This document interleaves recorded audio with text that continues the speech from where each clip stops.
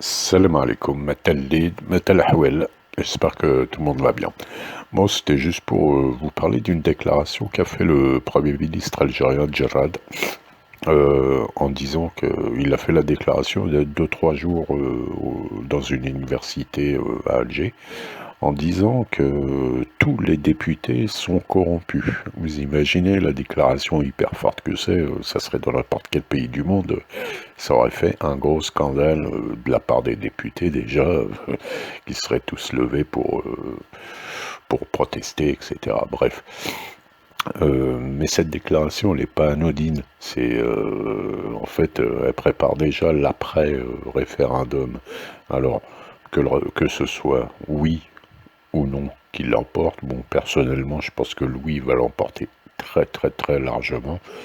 Mais bon, quoi qu'il en soit, voter oui ou voter non, ça n'a rien à voir avec boycotter, bien sûr, hein.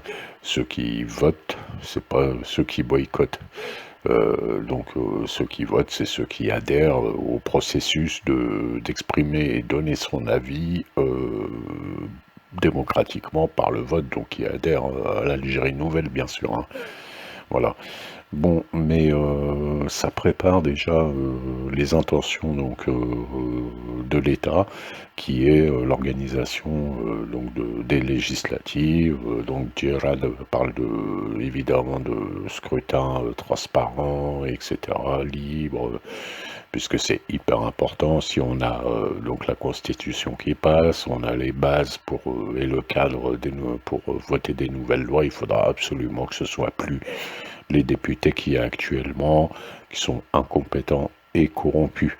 Donc ni RND, ni FLN, ni RCD, ni Parti des travailleurs, ni indépendants comme Naïma Salahi, Ali, Claraciste, ni et tout cela. Donc bon, Inch'Allah, que ça va pouvoir s'organiser. Alors eux, ils veulent l'organiser très rapidement, les législatives prochaines.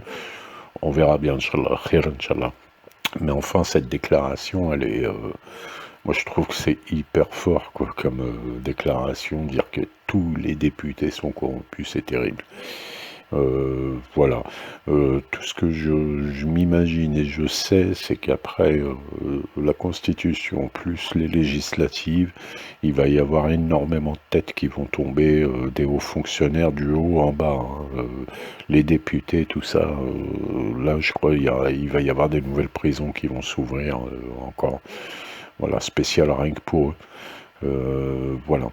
Je vous laisse donc après avec deux mini déclarations vidéo. Alors c'est au sujet de la gestion du Covid-19 en Algérie par rapport à la France. C'est un homme politique français qui fait l'observation.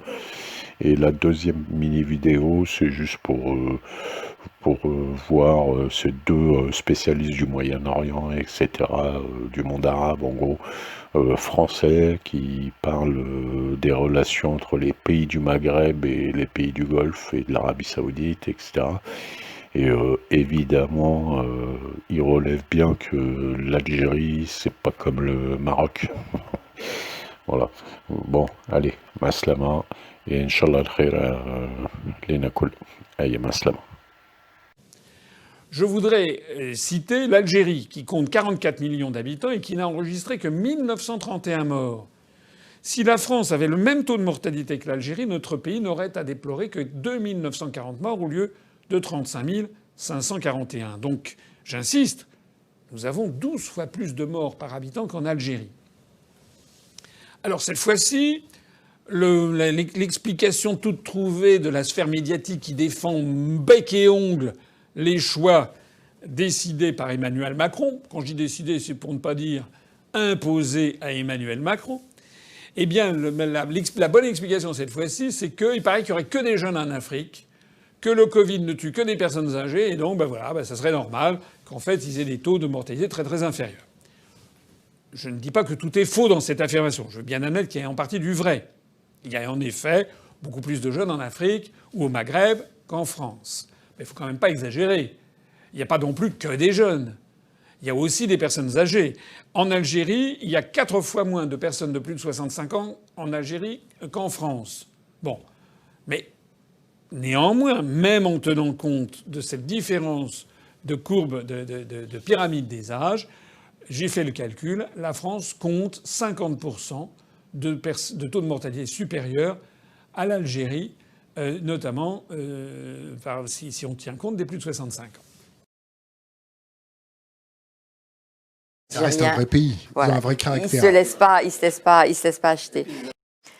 En fait, le Maghreb est considéré, par exemple, les Saoudiens ont des palais au Maroc, vont passer leurs vacances. Ils ont des putes au Liban.